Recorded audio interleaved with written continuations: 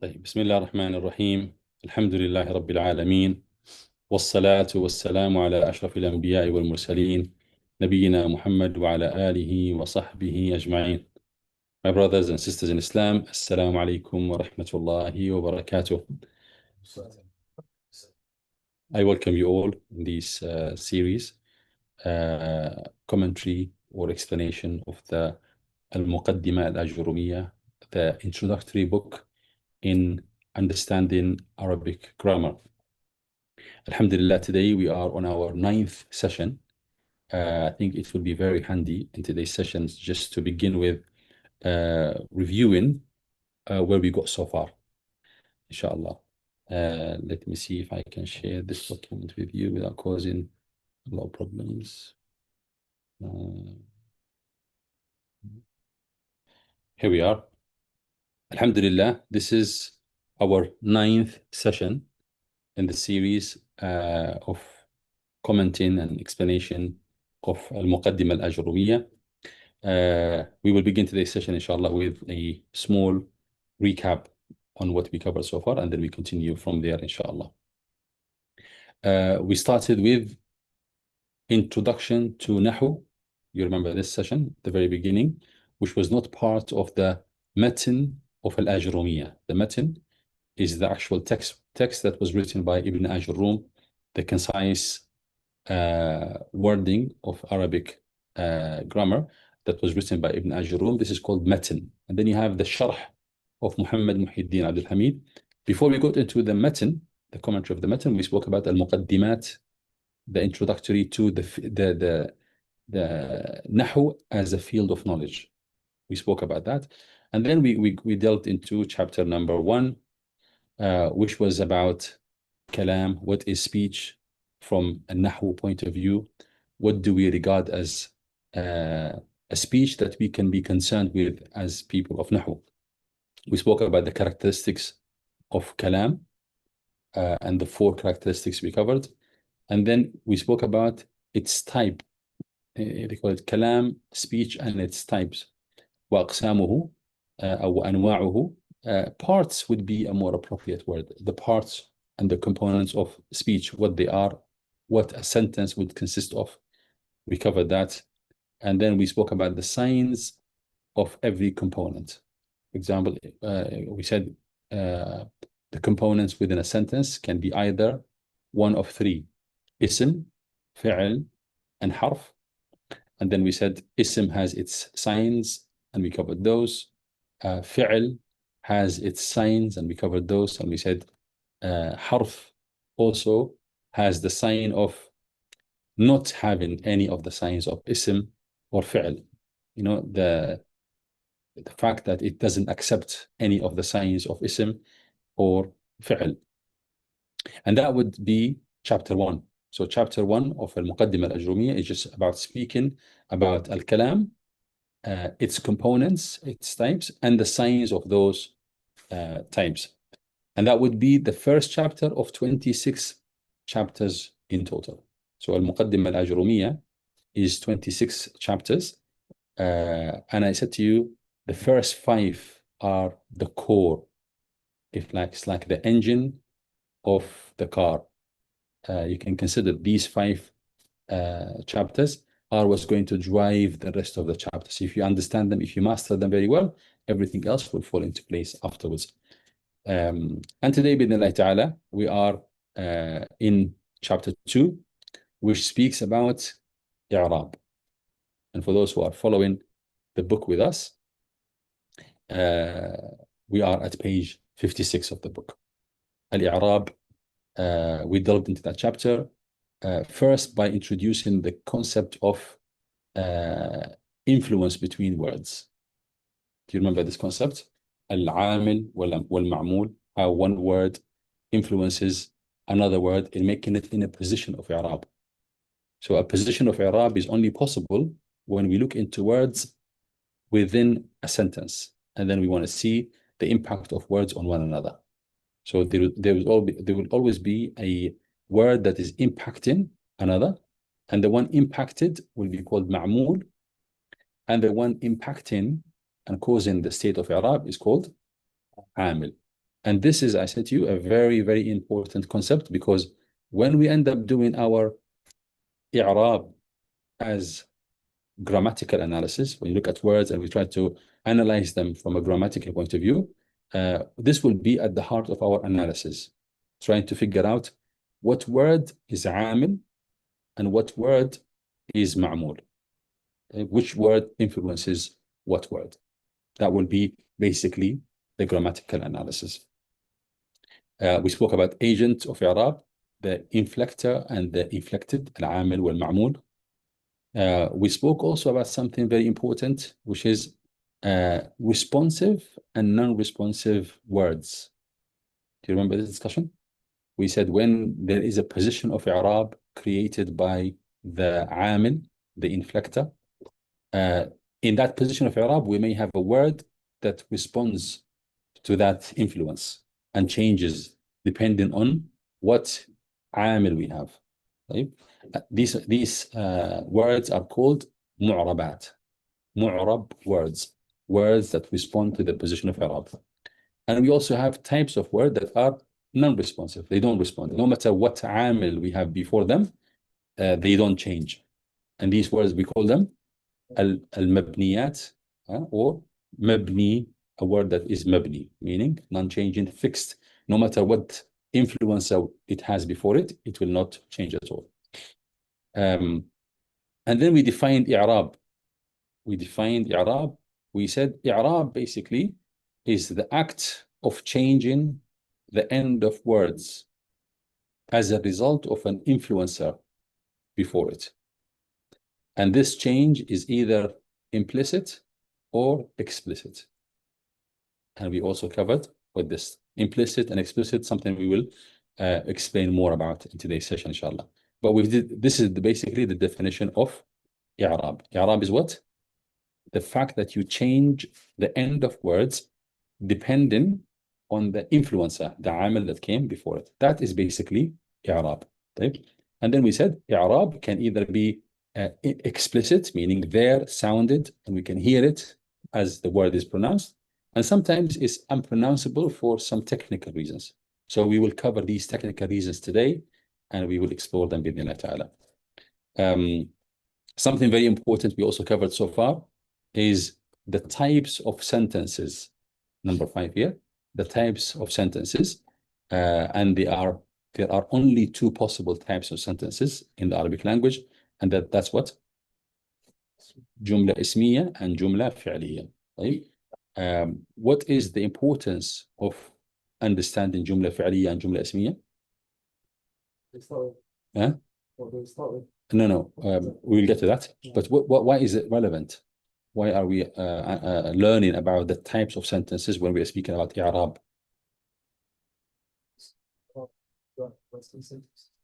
Yes, in sentences. What sentences can be one of 2, جملة اسمية or جملة فعلية. Depending on what you're dealing with, you can expect what is to occur in front of you. So if you have جملة فعلية, you're looking for a فاعل, you're looking for a مفعول به, you're looking for something that is مرفوع, and then after that, you're looking for things or words that are منصوبات, for example. Whereas when you have a جملة اسمية, you're expecting the sentence to start with an ism and also to have a khabar, طيب, and that is going to be a position of رفع for both of them. So basically, if you don't identify the type of sentence you're dealing with, doing i'rab will be difficult. طيب? Doing i'rab will be difficult. And we also mentioned how you can recognize جملة اسمية and how you can recognize جملة فعلية. Anyone can help us with that? Remind us. How do you, when you see a sentence, how do you recognize, for example, that it is جملة اسمية? Start اسم مرفوع.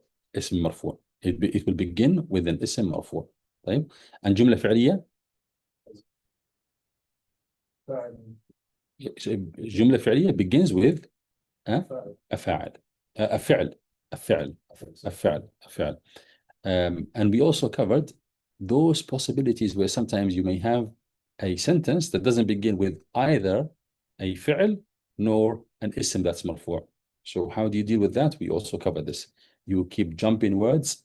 If you have fee, for example, we covered that example. We said if you come across fee, that doesn't help you in determining the type of a sentence. You jump into the following one. You have ism majroor. That's not what you're looking for. You go to the third sentence. If you find fi'l, you say it's jumla fi'liyah. If you find ism marfu', then you say it's ism marfu'. That's very critical. That's very, very important. Without recognizing the type of sentence, you'll be confused. And then we had a general map of i'rab. You remember that map that diagram that we have, where we had at the top the word al-kalima, words within a sentence. And then we said that from al-kalima, or the word in the sentence, can be branching into 3 possible branches, right? What are they? Ism, fi'l, and harf. Harf is always mabni, fixed, it doesn't change. So it will be the least of our concerns as we study Nahu, at least in this part of the study. The one in the middle is fi'l, and it has also 3 subcategories. What are they? Fi'l madi, and then fi'l mudari', and then we have fi'l amr. And we said these 3, which one of them responds? Fi'l mudari'. Fi'l mudari'. The ones to the right and to the left, fi'l madi and fi'l amr, they are mabni. They don't change. There's nothing that can come before them that will alter the end of those words. So fi'l madi is always mabni. Fi'l amr is always mabni. When it comes to fi'l mudari', we said in the most part, it is mu'rab, meaning it responds, except in 2 possible states, and we will cover those. Now we go back to the ism on the far right. Ism, we said there are 2 main categories, right? These categories, one subcategory, al-asma al-mu'raba, and there is quite a list of them. We said there are 10 of them. And we also have al-asma al-mabniya on the left. And we also said that they too are 10, right? And we will go through them now. So now, from this point onwards, we will be going through what? The i'rab of ism and the i'rab of fi'l mudari'. Right? Which of the 2 we should give preference to? Obviously, the ism. Ism is more honored, more respected in the sentence, because it is what is reported about. Usually what is spoken about is ism. In jumla ismiyah, you have a second ism that speaks about the first ism, right? In jumla fi'liyah, you have a fi'l at the beginning that is attributed to an ism. For example, kataba Muhammadun. So kataba Muhammadun is a fi'l, an action that is being assigned to an ism. So always we are speaking about ism. So ism is the most important, and that's why the concept of marfu' is basically something that is highlighted and given promotion. So we begin by studying ism, and then we will study after that the fi'l. Which fi'l? Al-fi'l al-mudari'. Right? So the i'rab of ism, and we will cover both its categories, the category that is mu'rab and the category that is mabni.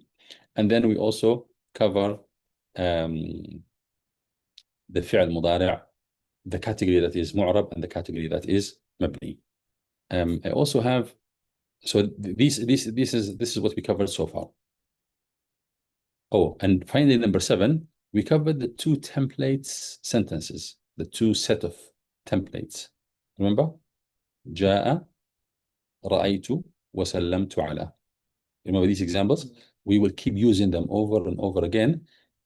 So for every category within ism, whether it is mu'rab or mabni, we will take one example and we will put it in these 3 examples, 3 templates of 3 sentences. And through applying the sentences on that ism, we will be able to tell, number 1, whether it is mu'rab or mabni. And if it's mu'rab, the second thing, which is also critical, is to know how does it respond. When the end part of it changes, when the end of part of the word changes, how does it change? Does it change with fatha, with kasra? So we covered the 2 sets of sentences that we will use as template. You remember them clearly, yeah? For the ism, let me show it to you. For the فعل, it was something. Let's start with the ism first. Yeah, this is the first, as you can see it in the screen. This is the first template. جاء, رأيت, سلمت على. In this case, we put Muhammad. Muhammad is belongs to the first category of asma that are mu'raba. Ism that is mu'rab. The first category. So we will keep on going to the second category and then getting an example from there and put it in these examples, in these three sentences. And then go to the third category and then do the same thing. Get an example for them and put it in these sentences. So this will be our set sentences to study what? To study ism. Right? When it comes to our second objective, which is to study fi'l, these are going to be our examples. محمد يكتب, محمد لن يكتب, محمد لم يكتب. طيب. Do you remember this discussion? No. So this is the template I was talking about that we've covered, and we will go through them today بإذن ta'ala. So this is what we covered so far. This is what we covered so far. Today بإذن ta'ala, we will be going through the subcategories of nouns, ism, those that are mu'rab of them and those that are mabni of them. And then we will cover the explicit and implicit i'rab. Okay? And then we'll be speaking about al-bina as a concept. Al-bina is the state of being fixed at the end of it. This is where we are, and that's where our mind should be at the moment. Now, let me share with you this other document.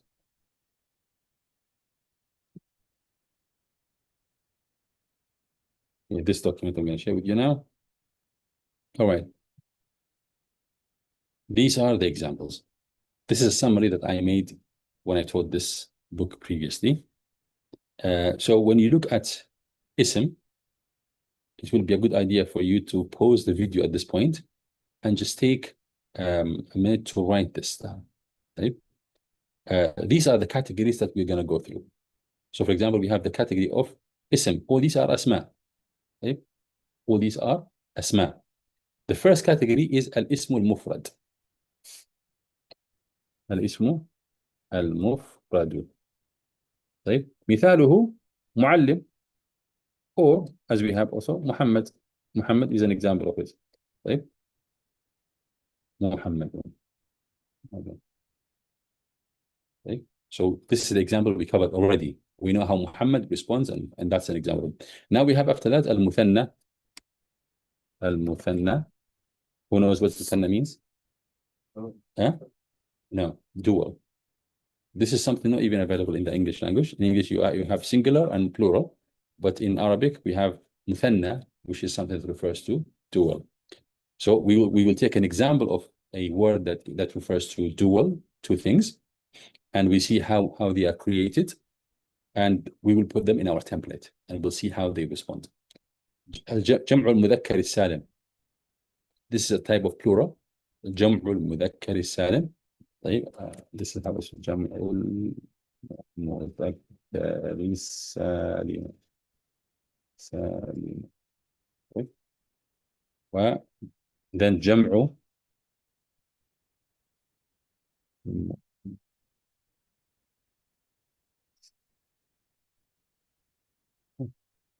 and جمع التكسير. So here I'm not attempting to actually explain them now, but I just want you to envision this in your mind, that we will be going through each one of them, taking an example that's relevant to the first one and put it into that template. And we want to see how does it respond. So for example, when we took Muhammad, was it responsive? No. It was responsive. How did it reflect the state of rafa' and the state of nasb and the state of jar? With the harakat, right? So it responded to the state of rafa' with dhamma, and it showed the state of nasb with fatha, and it showed the state of jar with kasra. So we said جاء محمد, رأيت محمدا, سلمت على محمد. And now, once you've learned this concept, you can apply the same thing to any word that belongs to this category. Okay? Obviously, you will need to learn the definition of each category. How do you recognize that one word belongs to this category or the other? So whatever you learned about this one category, everything else you come across will be applicable to it. Does that make sense? And then we're going to go to al-muthanna. What is al-muthanna? What is it made of? How do we create al-muthanna? And then once we've understood this, we will see how it responds to the template, the three sentence template we have. Right? How does it respond to the state of rafa'? How does it respond to the amil that caused the state of nasb, the amil that caused the state of jar? How does it reflect that? Okay? And so on and so on. So we're going to go through 10 categories. We have to understand and take an example of them and understand them. After this, you will never come across an ism that is mu'rab that is not part of these 10 categories. So do you see the point? This is the plan. This is what we're going to be doing in the coming day or two, or class or two of this series, inshallah. We will be going through these ones, and this is the template that we covered before. And then we have also 10 categories of words that do not respond. After finishing the first category, al-mu'rabat, we will go through these ones. And we will demonstrate how they don't respond. Okay? And then after that, we have al-fi'l al-mudari'. Fi'l al-mudari', it has how many possible cases? 5. We will take an example for each one of them, and we will put it in our template, the 3-sentence template that we have, and we will see how it responds. And then from that point onwards, the plan will be, every time you come across fi'l mudari', your first step is to identify to which of these 5 categories it belongs to. And then from that point, you will know how it responds to the state of rafa', the state of nasb, and the state of jazm. Does that make sense? So this is our plan now. Is that clear to you, or I need to go over something? I'd like to ask, for the amil, for example, the amil causes rub. Is the definition to identify them, or would you have to memorize them? You will memorize them. You will memorize them. For all of them. Yes, you will memorize them. You will identify them in no time. And they are repetitive. You see the language, even if you ask yourself about the English language, they are limited. At the end of the day, you might find yourself having recycled 200 words over and over and over again. So eventually, whoever wants to learn the English language for the Arabic language, they will memorize it. And that's what we said to Ibn al-Taymiyyah when he said that learning Nahu is easy, because it's the language you're going to speak. You're going to practice this every time. So our plan now is to get into identifying the first category, giving it a definition, and then taking an example of it, and then putting it into that template. And then taking the second category, giving it a definition, and then taking an example of it, and then put it in that category for the 3-set template. What's the purpose? What's the purpose? To see how it responds. So the list of the first 10, they all respond. And that's why we call them what? Mu'rabat. Mu'rab, categories of mu'rab words. Al-mu'rabat. Right? It's just a matter of seeing how they respond. Right? Now, alhamdulillah, let's see how we can bring in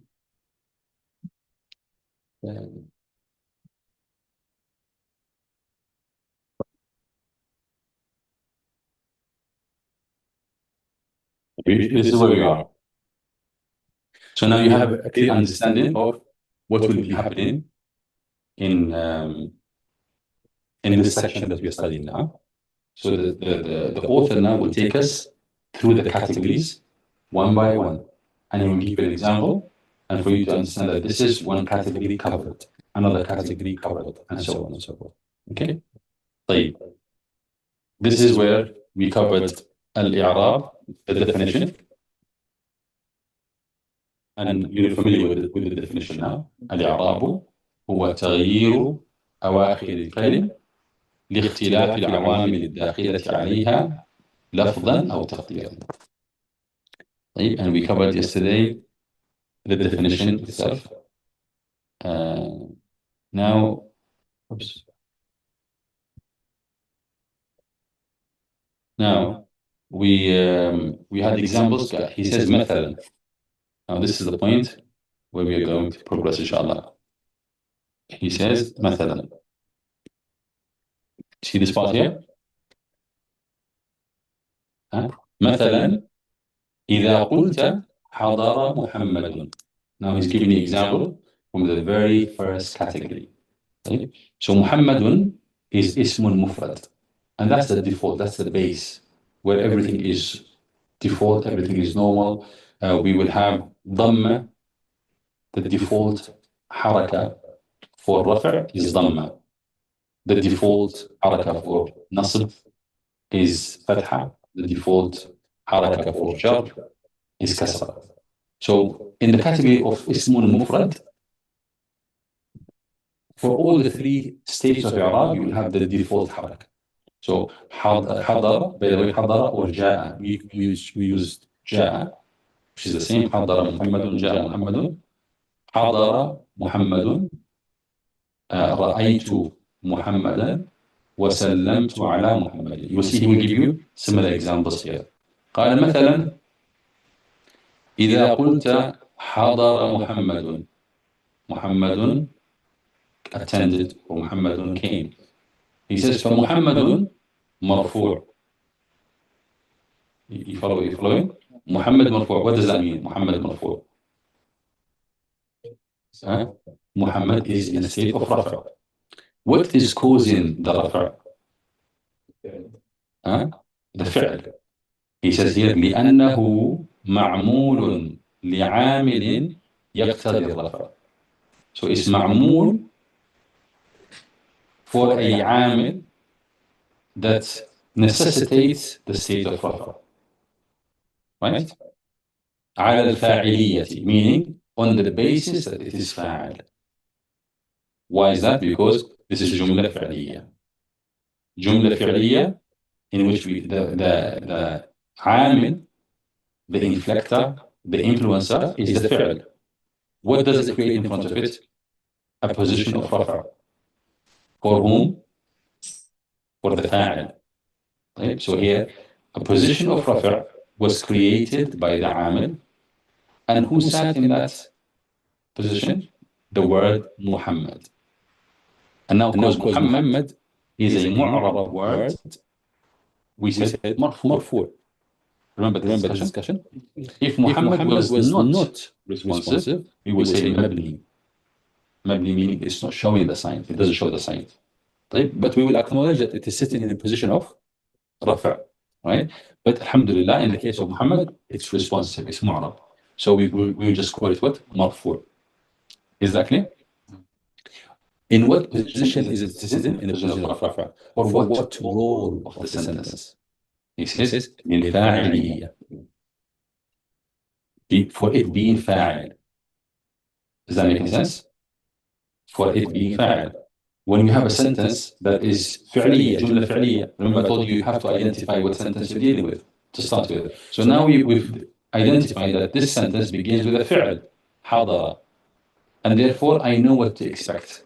So حضر would create in front of it a position of رفع for the فاعل. It will not do without a فاعل.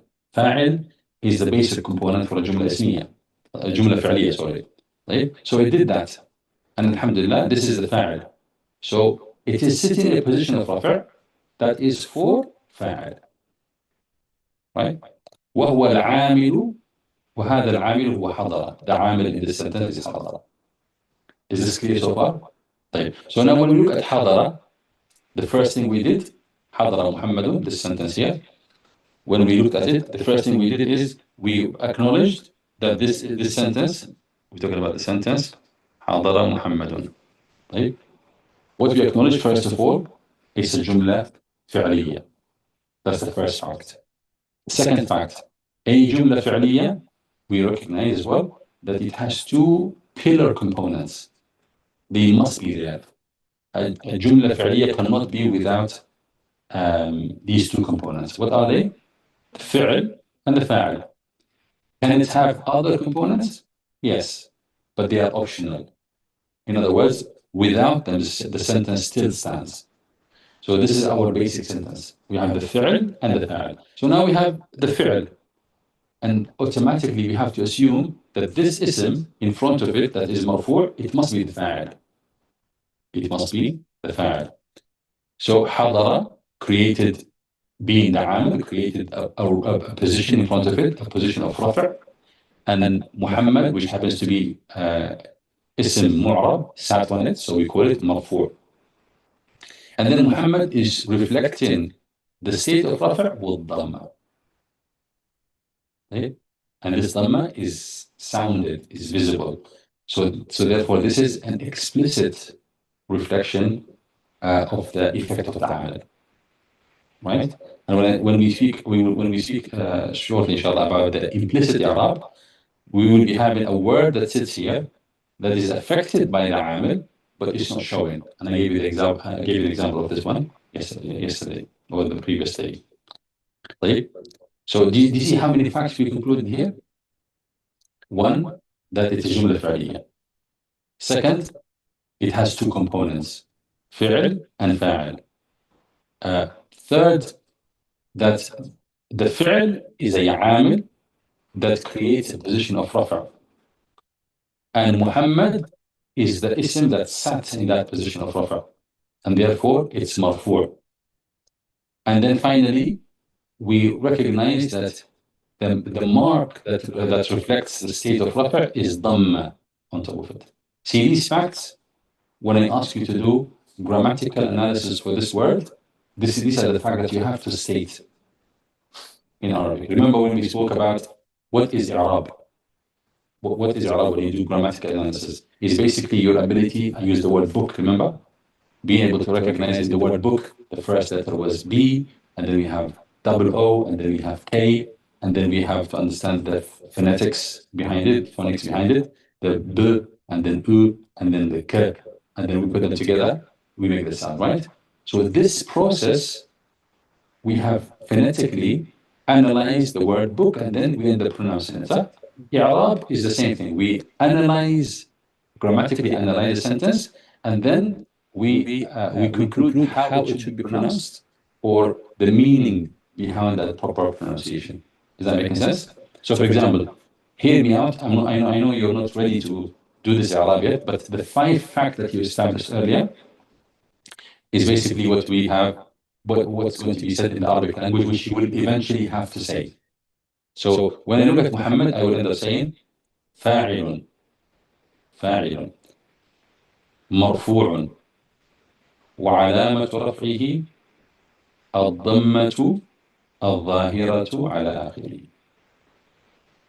Or I can simplify it even more.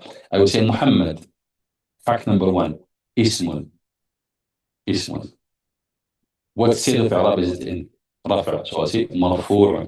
Ismun marfu'. What caused the rafa'? I would say بالفعل. مرفوع اسم مرفوع بالفعل. ده عامل. وعلامة رفعه الضمة. And then this dhamma is not implicit, it's ظاهرة. I would say الظاهرة. So these are the facts, the 5 facts that we have to do when we do i'rab. Right? These are the steps. So you have them in your head. So at the beginning, slowly you will be saying them. Slowly at the beginning, but you will catch up with speed as you progress. طيب. فإذا قلت, he says here, فإن قلت, if you say as a second sentence, رأيت محمدا, I saw Muhammad. You remember this example here, رأيت? Where is the fi'l in رأيت? رأى. The fi'l رأى. So the fi'l رأى created 2 positions. One position is the position of rafa', which naturally it has to create. Why? Because it needs a fa'il. So the fa'il takes a position of rafa'. So I'm going to zoom in here. So you can see here, this much here, this is the fa'il. and the second dot is drawn on top of the fa'il. And the third one here is the maf'ul bihi. Fa'il is the one that did the fi'l of seeing. Maf'ul bihi is the one that was, the fi'l was done unto. He's the one that was seen, Muhammad. So now what do we say? We say the fi'l ra'aytu, this is very important to understand, created two positions. One position of rafa' for its fa'il, right? And another position of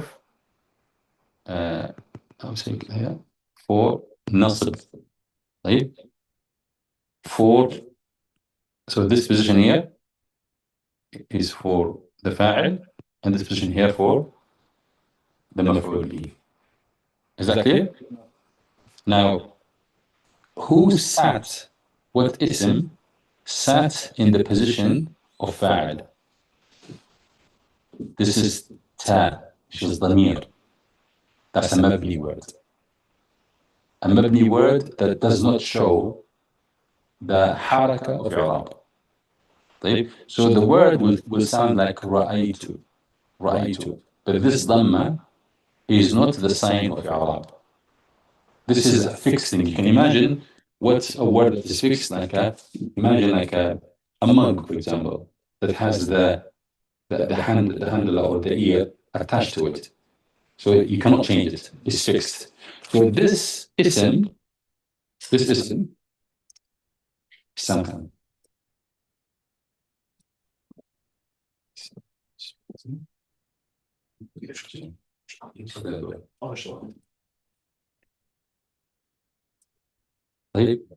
So, are you getting this idea? So you know when the diagram we had earlier about, actually it's here. Oh.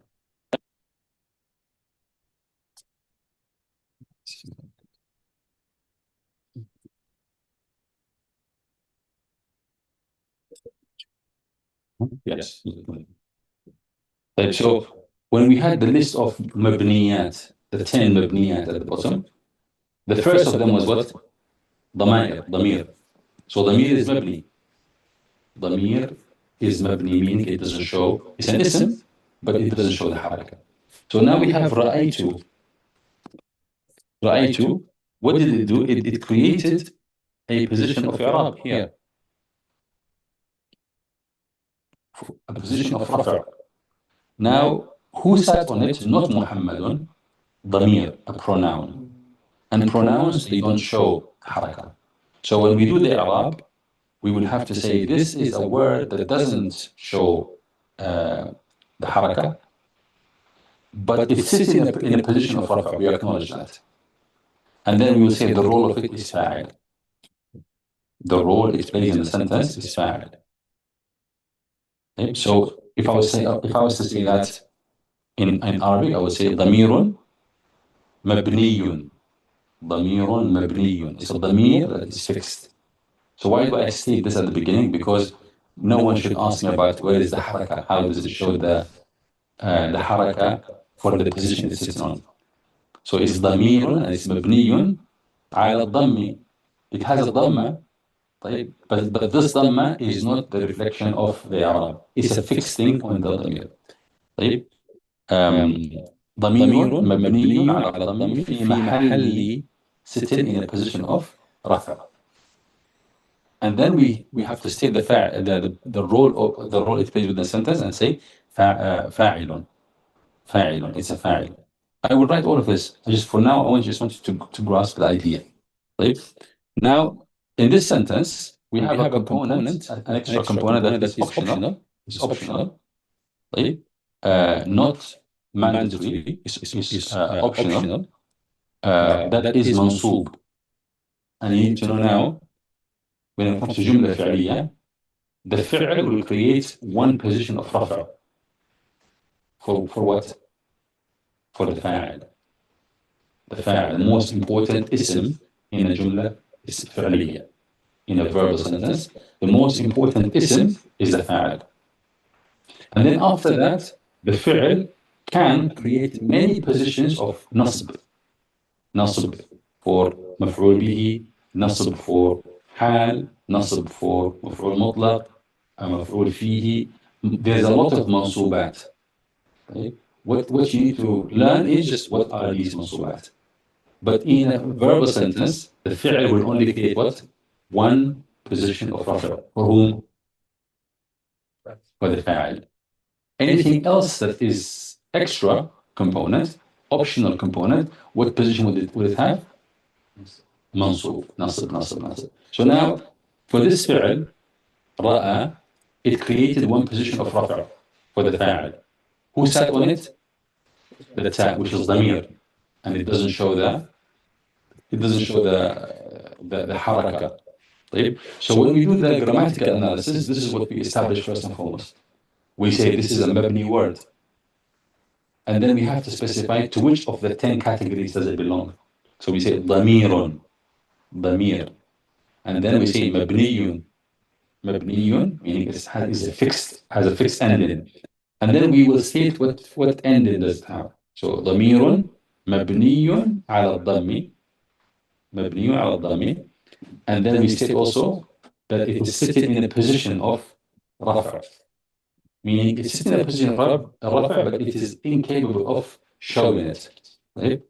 في محل رفع. And then we will say what role it's playing in the sentence we've identified. So we've identified the sentence as being what?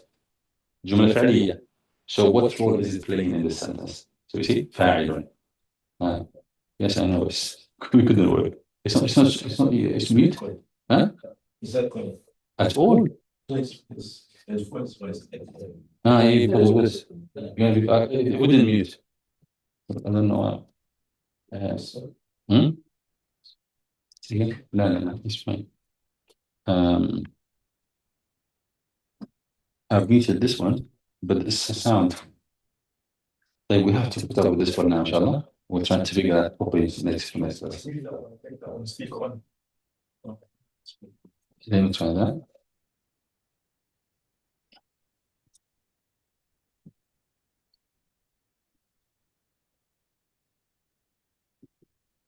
See this one? Okay.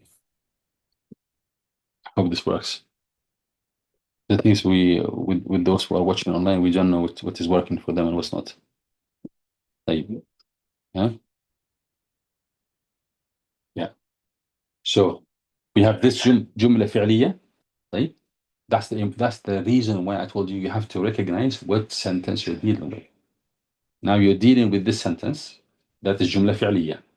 So immediately you recognize, oh, جملة فعلية, my فعل is going to create a position of رفع for the pillar component, which is the فاعل, and then subsequent to that is going to create a position of nasb for anything that may be added to it afterwards.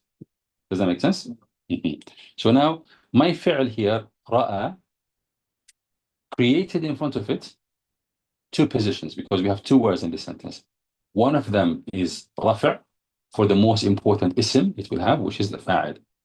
And then another position in front of it, which is a position of nasb.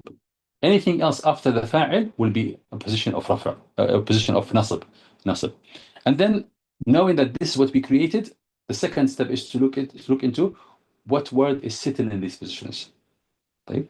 So in the case of the fa'il, in the position of rafa, who sat on it? ضمير. ضمير that isn't going to show the haraka. Okay? So there we acknowledge this, and we say ضمير مبني على الضم. Why is that على الضم? Because رأي two, we say two. So that's how the ضمير works. مبني على الضم. ضمير مبني على الضم, meaning has a fixed ضمة on it. It will not show the حركة of this position. So ضمير مبني على الضم, and then we say في محل, in a position of رفع. في محل رفع. في محل رفع. And then we say the role it plays in this verbal sentence. What role does it play? فاعل. So ضمير مبني على الضم في محل رفع فاعل. طيب. Now let's do this one. محمد. محمدا. محمدا happens to be a معرب word. طيب. So we don't have a situation of not showing the حركة. So we can go straight away. محمد is مفعول به. طيب. We can do it the basic way. Remember, so there's 5 things that you need to find out. Number 1, what category does it belong to? It's اسم. اسم. Is it مرفوع? What state of إعراب are available for اسم? رفع or نصب or جر. So which of them is it? اسم. Now here منصوب. اسم منصوب. What caused the نصب to it? The فعل. So اسم منصوب بالفعل. اسم منصوب بالفعل. طيب. What is the علامة that shows the state of نصب? فتحة. طيب. يعني في وعلامة نصبه the علامة of his نصب is فتحة. طيب. And then is it ظاهرة or مقدرة? Is it sounded or is it hidden? Sounded. الظاهرة. So you see علامة نصبه الفتحة الظاهرة على آخره. How many things we found? 5 facts. These are the 5 facts we will be learning to do our grammatical analysis on their basis. So we have 2 possibilities. We're either dealing with a word that is معرب or a word that is مبني. طيب. When we analyze a word that is مبني, we begin by saying it's not going to show the حركة of إعراب. And how do we say this? By stating that it is مبني. طيب. So we say it's مبني, and we state specifically which of the 10 categories does it belong to. Remember, there are 10 categories at the bottom. Now in this case we said ضمير. ضمير مبني. طيب. And then we specify مبني upon what? What حركة is it fixated with at the end? ضمير مبني على الضم. And then what حركة does it have at the end of it which is fixed? Just look at the sound of it. رأيت. طيب. ضمير مبني على الضم في محل sitting in a position of رفع. And then you say what the role it plays in the sentence is فاعل. So these steps, I will write them down for you. I just want you to know that there are steps for the Arab at this point. Muhammadun, the same thing. We established, first of all, what category does it belong to? We say it's ismun. And you will see later, rather than saying ismun that is influenced by a fi'l, we can just really call it fa'il. We can just call it fa'il. And the word fa'il will indicate both of them. The fact that it is ism and the fact that it was influenced by a fi'l. But to simplify it for now, I want you to know that we are looking for 5 things. What category it belongs to, what state of i'rab it has, what's the influencer, what's the عامل that affected it, what حركة it is using to reflect the state of i'rab, and number 5, is this حركة sounded, explicit, or is it hidden, implicit? 5 things. That's going to be our i'rab. طيب. So let's just bear that in mind for now, and we will progress inshallah with the explanation of the author. So what did he say here? قال فإن قلت, we are at this part of the book. طيب. فإن قلت رأيت محمدا, if you say this, تغير حال آخر محمد إلى النصب. He said the تغيير, the إعراب. Remember, the إعراب is تغيير, change. تغير حال آخر محمد. Muhammad changed. It's no longer رفع or ضم. That was just like محمدun in the previous example. Now we have it منصوب. تغير حال آخر محمد إلى النصب. Now it became منصوب. Why has it changed?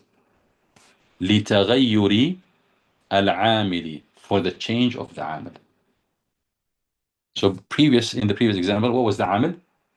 حضر. And that حضر, in that particular example, needed the فاعل. So it created a position of فاعل. So Muhammad sat in that position. Right? In this example, رأيت was the عامل.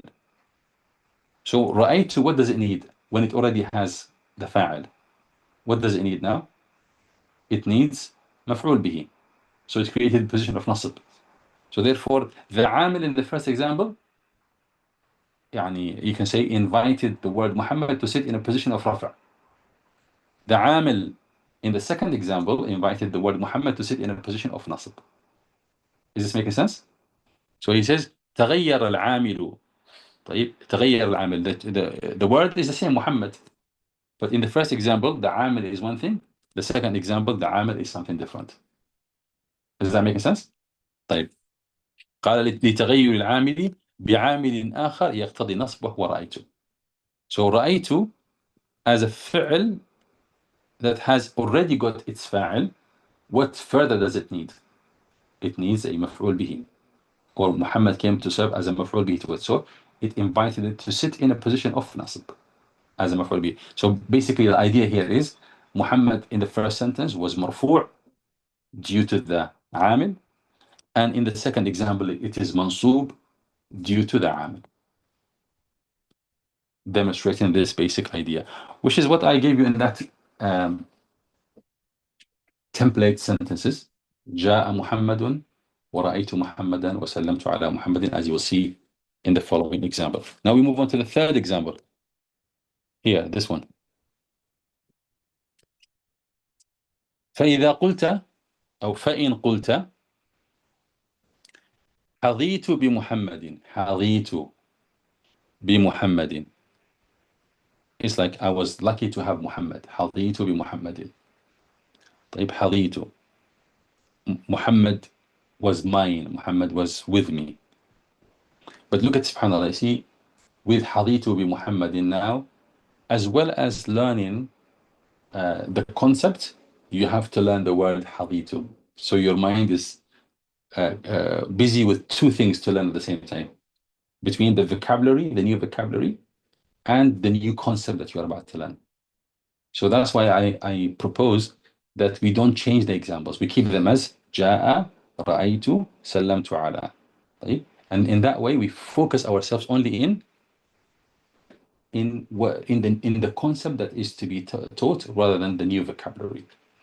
But now that we have it, we have this word حظيت بمحمد.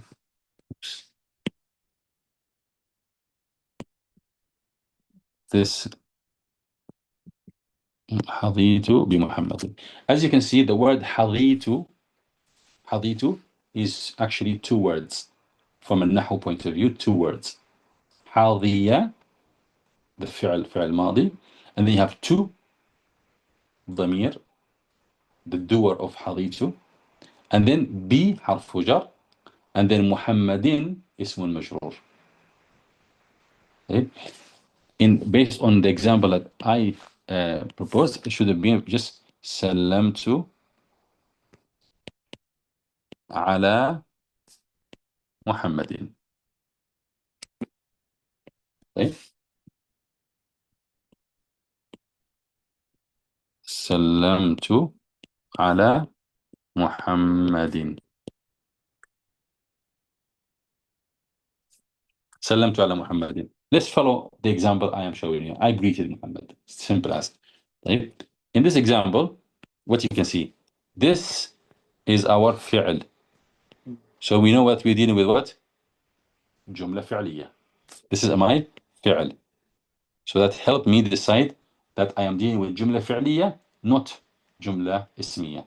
Therefore, in my head now, I know what to expect ahead of me. What do I expect? A position of فاعل, which is a basic component, a pillar. Without it, I cannot do. And then after that, if there are any other words, they are probably going to be either مفعول به منصوب, or, as in this case here, something that specifies the فعل. طيب. I'll show you exactly what I mean by that. So this is سلم. The actual word is سلم. فعل ماضي. Now it created in front of it, it being a عامل, it created in front of it a position of رفع. Position of رفع. رفع. A position of رفع. محل رفع. It created. Now this is the position. Who sat on it? A معرب word or a مبني word? A مبني word. What does that mean? It's not gonna show the haraka of this position, the position of rafa, which is usually the default is dhamma. But then it has already dhamma. It's got already dhamma there. That dhamma is not the haraka of the position, rather it's a fixed haraka. It will always have it. It is not reflecting. It's not the haraka that's reflecting the. If I was to give you an example, if you have a football team, right, and everybody came with their own shirts, right, and then you have somebody who is a defender who's supposed to be either carrying the number 4 or 5, but the person who is usually a defender, he came with a shirt with a t-shirt that has the number 9, right? So he has the number 9, but he's going to be playing in a defender position, which is usually 4 or 5, right? So given the position, he should be having what? Either 4 or 5. But this guy came fixated with a t-shirt that has the number 9. Does that make sense? So this ta here, it happens to have the same haraka as its position. But that haraka is not really for the position, rather, this is a shirt that it came with, and it's always going to be with. Is that making sense? So in the Arab here, I will be saying this, something like this. Ta ضمير مبني على الضم. It's a ضمير that is fixated with dhamma. ضمير مبني. So when I said ضمير, this is the category from the 10 categories I mentioned to you at the beginning. ضمير. And now I'm going to say it's مبني, because I say مبني because I am not going to be saying the haraka that reflects its position of Arab is blah blah blah. It's مبني. مبني على ماذا؟ على الضم, because it has ضمة. And then I will say في محل, sitting in a position of رفع. طيب في محل رفع. What role is it playing? What role? فاعل. So I'm going to say this فاعل. So ضمير مبني على الفتح على الضم في محل رفع فاعل. And that will be the Arab. That will be my grammatical analysis. طيب. But now our point of this part of the example is to explain محمد. Muhammad here is in a position created by whom? In a position created by على. على حرف جر is the عامل. It creates in front of it a position of جر. Position of جر. طيب. And now this position is exclusive for ism. The only type of word that can sit here is ism. And that's why we said حرف الجر is one of the signs of an ism, because it's always going to be followed with an ism. So ala, there is going to be an ism. And now the ism is going to be either mu'rab, showing the haraka, or mabni, not showing the haraka. Now what we have here is Muhammad, which is a mu'rab word, ismun mufrad. Is it showing the haraka? Yes. Muhammadin. Right? So now what do we say? Muhammad is ismun. That's the type. Secondly, the state of Arab, majrurun. Number 3, what is the عامل on it? مجرور بعلى. مجرور وعلى. علامة جره, the علامة of his jar, كسرة. Is it an explicit or implicit one? So we say الكسرة الظاهرة على آخره. You see 5 things we have to mention when we are talking about an ism that is معرب. طيب. The point for this part of the book, he says, look at this. He's saying that فإذا قلت حظيت بمحمد تغير حال آخره إلى الجر. The position of the last part of it changed into كسرة. Again, لتغير العامل, due to the change of عامل. طيب. بعامل آخر يقتضي الجر وهو الباء. So what we have here is another عامل that causes jar, which is the باء. Is this concept clear? طيب. So if I was to this is something.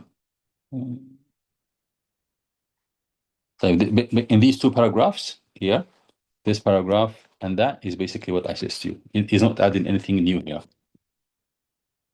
Now he's going to move on to the example of a fi'al mudara. Now he's not going through all the 10 categories, because at this point he's for the purpose of showing you what do we mean by changing the state of i'rab. So he took an example for one of the two categories that change, which is the ism, and an example for the second category, which is the fi'al mudara. So now he's giving you an example for this fi'al mudara. Is this point clear? So why is he not going through all the 10 categories at this point? Because we are here just demonstrating this idea of i'rab. What is i'rab? I'rab is changing the end of word due to the change of amil. So he gave you now an example for an ism.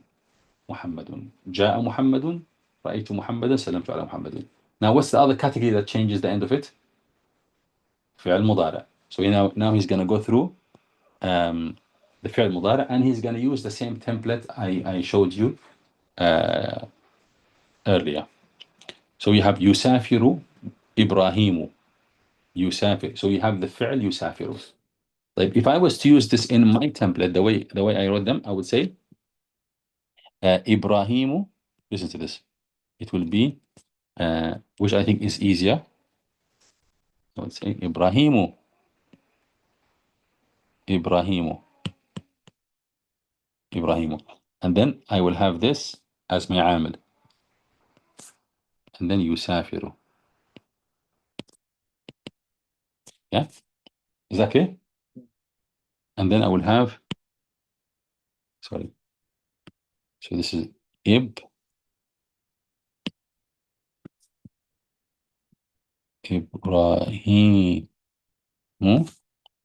yusafir. The state of the haraka of i'rab is at the end. So now I'm going to take this one, copy it 3 times. I'm going to copy, yes.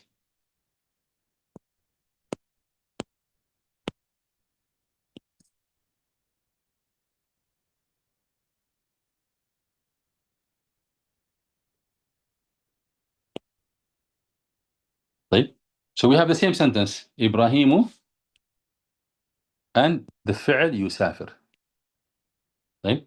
So we want to examine the fi'al yusafir. This is our template now. So what do? For the first one, we leave it without any additions. Gap. Right? The second one, we put lan. The third one, we put lam. So lan.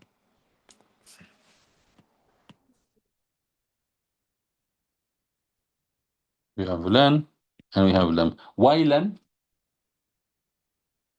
What are the possible states of i'rab for fi'al mudara'? Who remembers them? The states of i'rab: الرفع والنصب والجزم. Okay, so we want to now demonstrate this. So the first one will be reflecting, this one here will be reflecting حالة الرفع. حالة الرفع. Yeah, this one will be demonstrating حالة النصب. This one here will be demonstrating حالة الجزم.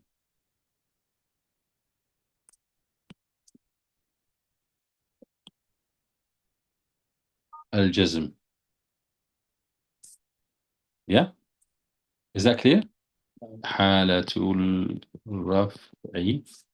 حالة, you have to put up with my handwriting.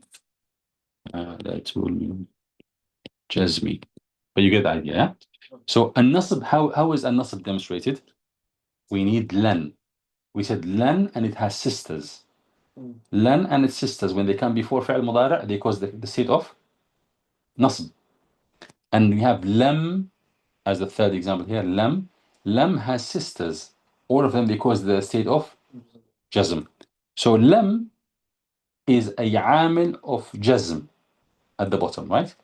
In the middle, lan is a amil for nasb.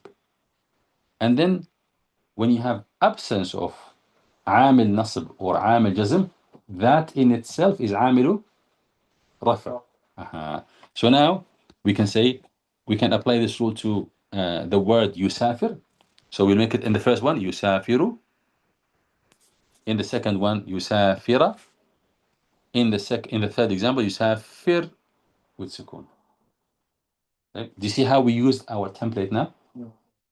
So this is our template. We're going to stick to this.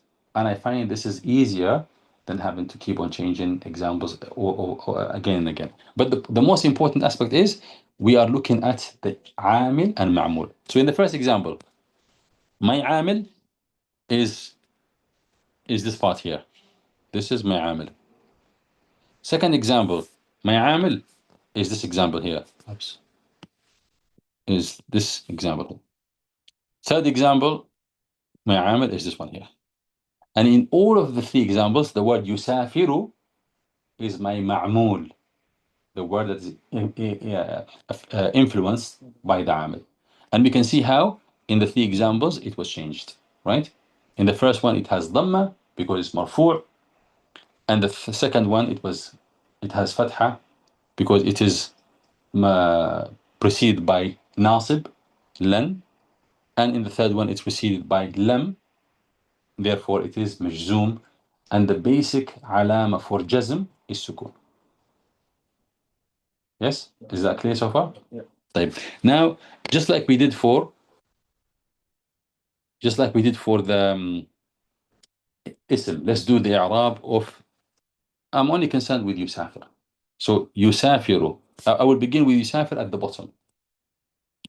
bottom, because doing إعراب for something that has an explicit عامل is easier than doing إعراب for one, not easier, just more straightforward. يعني.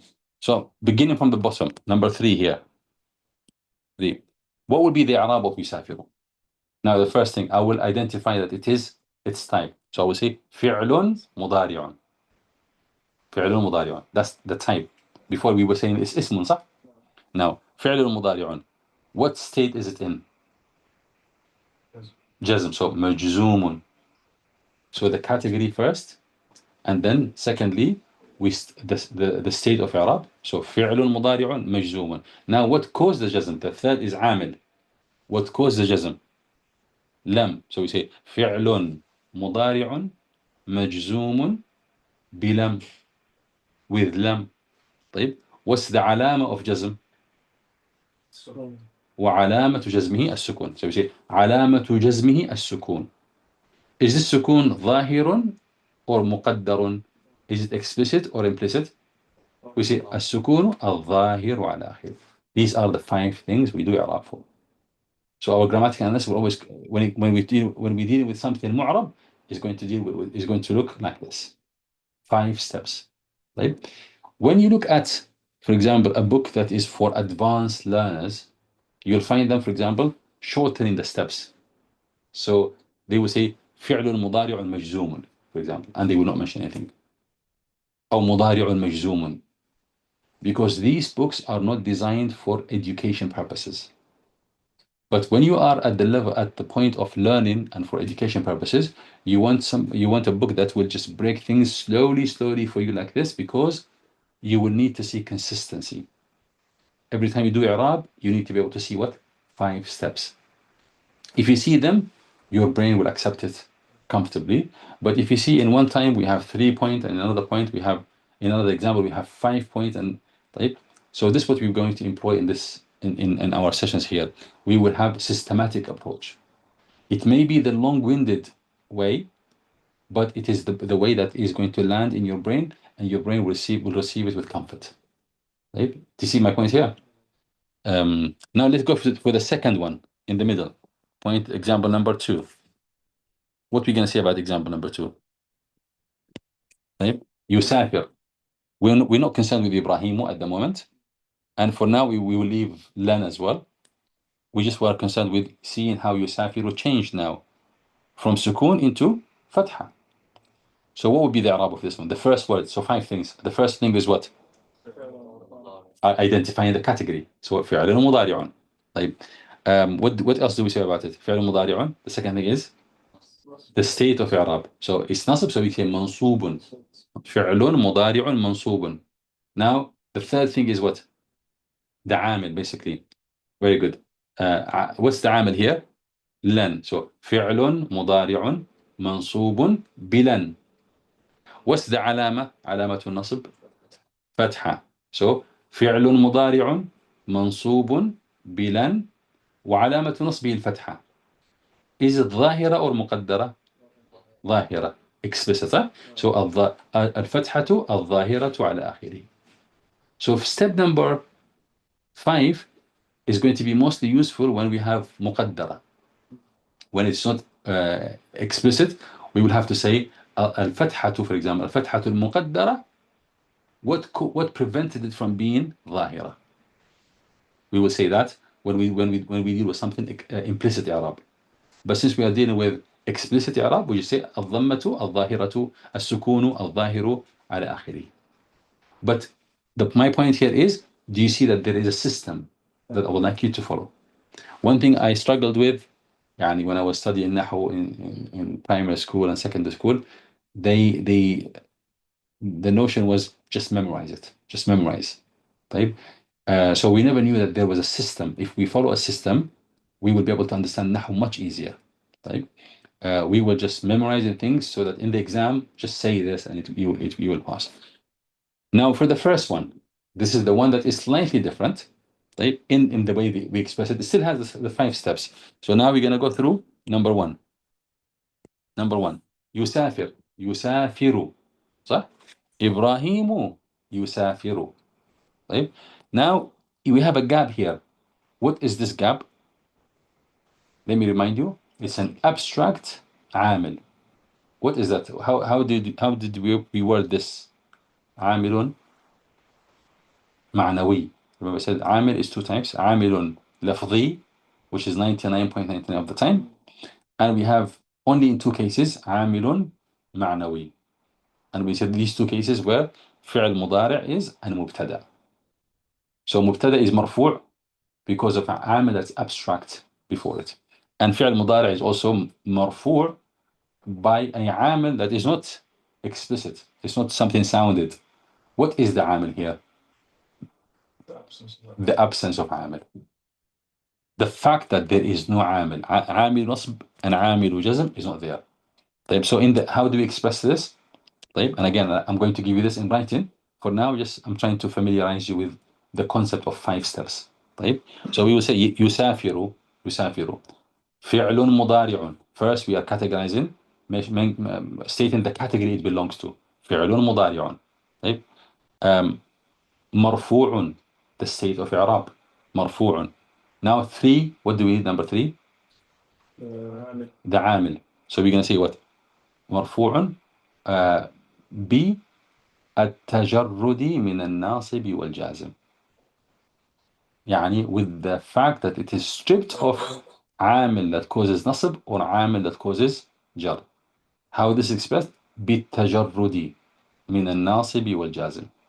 The fact that it didn't have any of لن or its sisters or لم or its sister. That in itself is the عامل. التجرد من. So I will say فعل مضارع مرفوع بالتجرد من الناصب والجازم وعلامة رفعه الضمة.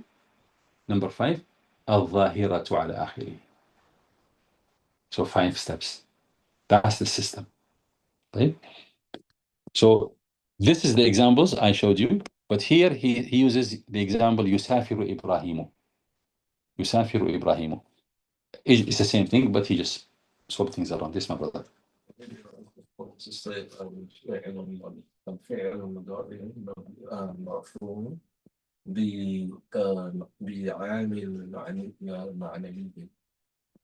Yeah, عامل معنوي is that's not how it's said, because عامل معنوي could be anything. For example, we have عامل معنوي. الابتداء is عامل معنوي. الابتداء, being at the beginning. So when you say عامل معنوي, you have not specified.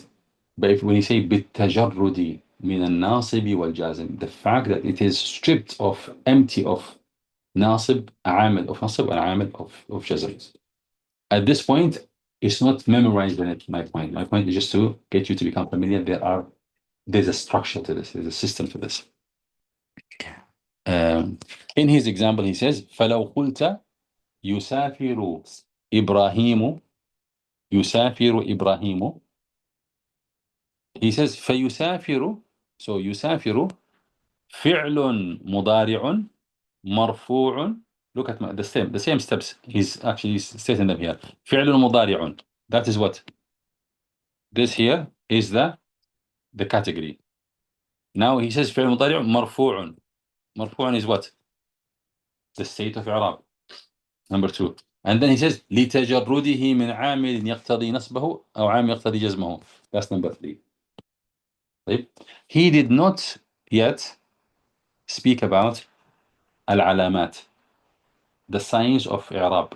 He didn't speak about them. So that's why here he did not list number 4 or number 5. Does that make sense? Why? Because he has not yet covered this topic as a topic. So if I was saying, if I was to do this, for example, yes. So for example, here, look, we are here. So this is the matan. Remember, I told you this is the brief of the matan. We are in chapter 2. This is where we are. This is where we are. If we just finished what? The definition. And now we're speaking about the states of إعراب. أقسامه 4: رفع ونصب وخفض وجزم. We covered this already. He says فللأسماء من ذلك الرفع والنصب والخفض ولا جزم. أسماء, every ism may have رفع, نصب, or خفض, which is jar, but no jazm. It will not have jazm. Jazm is exclusive to فعل. وللأفعال من ذلك, of the 4 states of إعراب, أفعال will have what? الرفع والنصب والجزم ولا خفض. No خفض, no jar for أفعال. And that's why we said jar is one of the signs of إعراب. So he has not started here talking about this point here. What's this? The chapter, oops. Yeah. This chapter here. باب معرفة علامات الإعراب. This is a chapter where we discuss, the book will discuss علامات الإعراب, the signs of إعراب, the sign that show the if. So he hasn't got this part yet. So that's why so here he says فلو قلت يسافر محمد, we're wrapping up now. فلو قلت يسافر محمد. He says يسافر, the word يسافر, what's the first thing he mentioned about it? The first thing, فعل مضارع. So this is a system. You mentioned the category. Number 2, the state of إعراب. Number 3, what caused that state of إعراب. In this case here is, he says لتجرده. This is the word that you need to memorize. لتجرده من الناصب والجازم. We will say من الناصب. Here he says لتجرده من عامل يقتضي نصبه أو عامل يقتضي جزمه. So that's point number 3. The reason he did not mention the علامة رفعه is because this is going to be covered in the subsequent chapter. But fully he should be saying that وعلامة رفعه الضمة الظاهرة على آخره. Okay? We will stop here بإذن الله تعالى. Here we are, inshallah بإذن الله. We've come to the end of today's session. Not that we have covered the session, but I just want you to get familiar a little bit with what we called grammatical analysis. Grammatical analysis is going to be for 2 things. Either for a word that is mu'rab, and if that's the case, which is either ism or fi'l mudari', our grammatical analysis of it will consist of 5 things. طيب. When it comes to mabni, we haven't actually counted them, but we will state the category it belongs to, because we have 10 categories of asma that are mabniya. So we call it damirun. And then mabniyun, we will state that it is mabni. يعني in advance to anyone asking us what is the alama of رفع or alama, we will say it's mabni, meaning it's not going to show. So damirun, the category, mabniyun, and then we will state what it is mabni upon. meaning what حركة does it have, which is fixed with it. ضمير مبني على الضم, the example we had.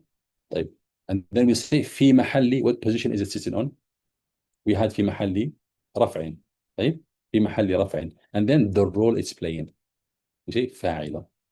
So ultimately we have also 5 steps. For مبني we have 5 steps. Number 1, the category it belongs to, and then stating its مبني, fixed, and then stating what is it fixed upon, and then stating the position of i'rab it sits on, and then finally the role it plays within that sentence. So when we say رأيت, we have رأى the فعل, and then the to, the ضمير the pronoun. So we said ضمير مبني على الضم في محل رفع فاعل. Can you see it's 5 steps? So alhamdulillah, we have 5 steps that will be our method of following them. Obviously, I'll provide them for you, inshallah, typed up for you to see them clearly in front of you. If you can, following this session, inshallah, have them written yourself based on this video, inshallah. That will be amazing. We'll stop here. Barakallah feekum. I apologize for the glitches we have with the technology today. I hope it's recorded very well, but we'll see, inshallah. Next week, we have a better luck, inshallah. سبحانك اللهم وبحمدك نشهد أن لا إله إلا